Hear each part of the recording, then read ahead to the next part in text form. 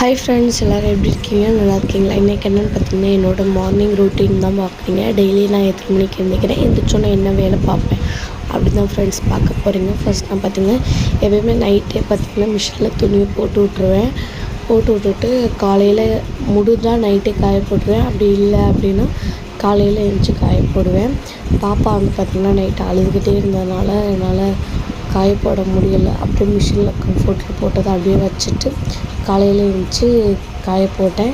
எப்பயும் பார்த்திங்கன்னா ஒரு 5:45 6 மணிக்கு எழுந்திரிப்பேன். இன்றைக்கி கொஞ்சம் வீடியோ எடுக்கிறதுக்காண்டி ஸ்டிக் எல்லாமே ரெடி பண்ணுவோம்ல, அதுக்காண்டி ஒரு 5:30க்கெல்லாம் எழுந்திரிச்சிட்டேன். எழுந்திரிச்சோடனே ஃபர்ஸ்ட் பார்த்திங்கன்னா துணி காய போட்டு செகண்ட் பார்த்திங்கன்னா வாசலை எப்போயுமே கூட்டி தொளிச்ச வாசலை தொளிப்பேன். இப்போ பார்த்திங்கன்னா எங்கள் அம்மா வந்து இல்லை, எல்லோரும் ஊருக்கு போயிருக்காங்க வேலைக்கு.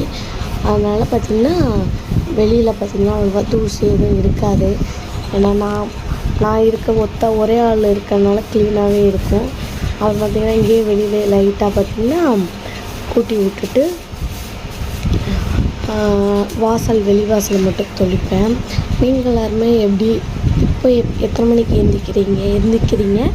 நெக்ஸ்ட்டு நீங்கள் ஸ்கூல் டேஸ்லாம் போகல, வீட்டில் நார்மலாக இருக்கலைன்னா கல்யாணத்துக்கு முன்னாடி எத்தனை மணிக்கு எழுந்திரிக்கிறீங்கன்னு மறக்காமல் மெசேஜ் பண்ணுங்கள். நான் உண்மையிலே கல்யாணத்துக்கு முன்னாடி வந்து வீட்டில் இருந்தால் எழுந்திரிக்கவே பொய்யெல்லாம் சொல்ல ஃப்ரெண்ட்ஸ், உண்மையில தான் சொல்கிறேன். நான் வந்து எழுந்திரிக்க 9 மணி 10 மணி ஆயிரும். இப்போ கல்யாணம் முடிஞ்சுமே கொஞ்ச நாள் அப்படி தான் ஆச்சு.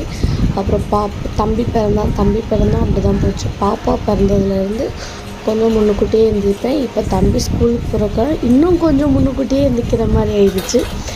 அதுக்கப்புறம் பார்த்திங்கன்னா வாசல் பார்த்திங்கன்னா தொளிச்சு விட்டுட்டு பாத்திரத்தை கையோடு விளக்கிட்டேன்னா முடிஞ்சிடுச்சு. அப்புறம் பார்த்திங்கன்னா பாத்திரத்தை விளக்கி வச்சுட்டு அதுக்குள்ளே வீடியோ எடுக்க முடியலை. கடை கிளம்பிட்டு கூடையெல்லாம் எடுத்து சரிம்மா காசு எங்கம்மா எடுத்தேன்னு சொல்லிட்டு மாதிரி மண்டையில் அடிச்சுக்கிட்டு போய் கூடையில் காசெல்லாம் எடுத்துக்கிட்டு போயிட்டு வர்றதுக்குள்ளே பார்த்திங்கன்னா 2 பேரும் எழுந்திரிச்சிட்டாங்க. என் மகன் ஒரே கற்று, பக்கத்தில் தான் கடை. அதோடு பார்த்திங்கன்னா கடையில் போய் ஜாமான் எல்லாமே வாங்கிட்டு வந்தாச்சு. அரிசி களையிட்டு அதனால் கடையில் வாங்கி போடுறேன். வெற்றி வேலைக்கு போயிட்டு வந்ததுக்காக தான் அரிசி எல்லாமே வாங்கணும். வீட்டில் கொஞ்சம் மளிகை ஜாமான் களையிட்டு வாங்கணும். அப்புறம் பார்த்திங்கன்னா பாப்பா எப்பவுமே அங்கேயே தான் உட்காந்துருப்பா. நான் சமையல் பண்ணுறதுல பார்த்துக்கிட்டே இருப்பாள். எண்ணெய் சட்டி வைக்கையில் மட்டும் கையில் தூக்கிடுவேன். அப்புறம் பார்த்திங்கன்னா தம்பி வந்து பார்த்திங்கன்னா காலையிலே பசிக்குன்னு வந்தான். அதுதான் ஆச்சரியமாக இருக்குது எனக்கு. பசிக்குன்னு வந்தால் அப்புறம் பேக்கெலாம் எடுத்து வச்சு புக்கெலாம் ரொம்பலாம் புரட்டி அங்கிட்டு இங்கிட்டு என்னோ படிப்பாளி மாதிரி பார்த்துக்கிட்டு இருந்தார். இப்போ பார்த்திங்கன்னா தம்பி பார்த்திங்கன்னா ரைம்ஸ் படிக்கிறான். அப்புறம் பார்த்திங்கன்னா மட்டும் போட கற்றுருக்கான். அப்புறம் தம்பிகிட்ட என்ன பார்த்திங்கன்னா எனக்கு வந்து பார்த்திங்கன்னா டைம் பார்த்திங்கன்னா காலையில் என்னடா இப்படி கொடூரமாக இருக்கேன்னு நினைக்காதீங்க. காலையில் எழுந்திரிச்சி வேலையெல்லாம் பார்த்து தம்பியை ஸ்கூலுக்கு அனுப்பையில் தான் குளிக்க முடியும். குளிச்சுட்டு நானே தான் பார்த்திங்கன்னா காலையில் எழுந்திரிச்சி சமைக்கிறதும் அப்புறம் எழுந்திரிச்சி அவனை குளிப்பாட்டி எல்லாம் விடுறதும் நான் தான். ஸ்கூலுக்கும் கொண்டு போய் விடுறது நான் தான். கொஞ்சம் தூரம் நடந்து தான் ஃப்ரெண்ட்ஸ் போகணும். சரி, எனக்கும் உடம்பு போடுது, சேர்த்த காலையிலையும் சாயந்தரமும் நடந்தால் கொஞ்சம் நல்லா தான் இருக்கும் அப்படின்னு போயிட்டு தான் இருக்கேன். கூடிய சீக்கிரம் ஏதாச்சும் வண்டி ஏதாச்சும் வாங்கலாம் பார்ப்போம். ஏன்னா இப்போதைக்கு எனக்கு வேண்டாம் தான் இருக்குது, உடம்பு குறைக்கணும் அப்படின்னு நினச்சிட்டு இருந்தேன். அப்புறம் பார்த்திங்கன்னா தம்பிகளுக்கு பார்த்திங்கன்னா விஸ்வா இங்கே தான் இருக்கான். நேற்றே சொல்லியிருந்தேன். அவனுக்கு பார்த்திங்கன்னா தயிர் சாதமும் உருளைக்கிழங்கு தான் வேணும்னு சொல்லியிருந்தான். அவங்க பார்த்திங்கன்னா 2 பேர்த்துக்குமே தயிர் சாதம் உருளைக்கிழங்கு தான் இன்றைக்கி பண்ண போகிறேன். எனக்கு பார்த்திங்கன்னா முட்டை குழம்பு வைக்க போகிறேன். இது பார்த்திங்கன்னா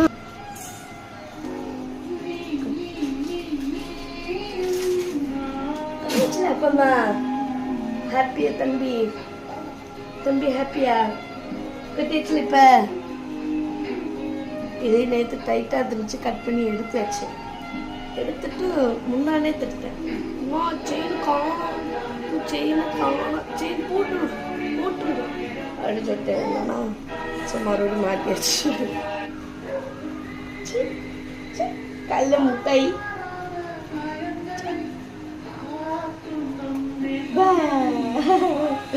அழுதி அம்மா கடைக்கு போயிட்டு.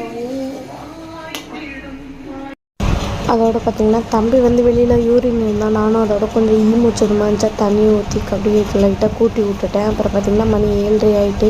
பாப்பாவும் தம்பியும் உட்காந்துருக்காங்க. தம்பி ஒரே ஃபோன் கேட்டால் தான் எனக்கு முட்டை குழம்பு சோறு அப்புறம் பார்த்திங்கன்னா உருளைக்கிழங்கு கட் பண்ணி வச்சுருக்கேன். தம்பிக்கு மதியத்துக்கு கொடுக்குறதுக்கு பால் வச்சுருக்கேன். இந்த பால் வந்து குடிச்சிக்கிட்டு தான் இருக்கிறான்.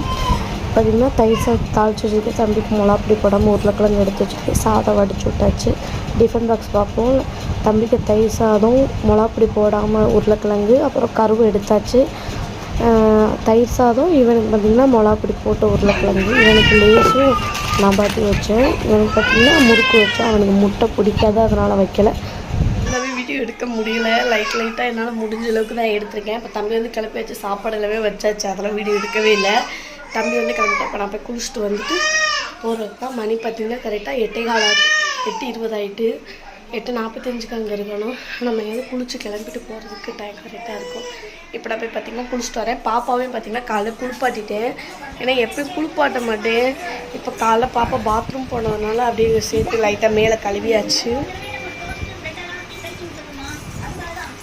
பார்த்தீங்களா குளிச்சாச்சு. இப்போ நான் போய் குளிச்சுட்டு வந்து பார்க்குறேன். சரி போகலாமா? போமா இந்த சொல்லு பை.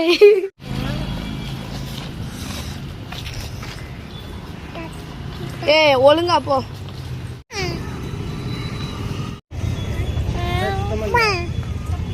ஓடுப்பா போப்பா.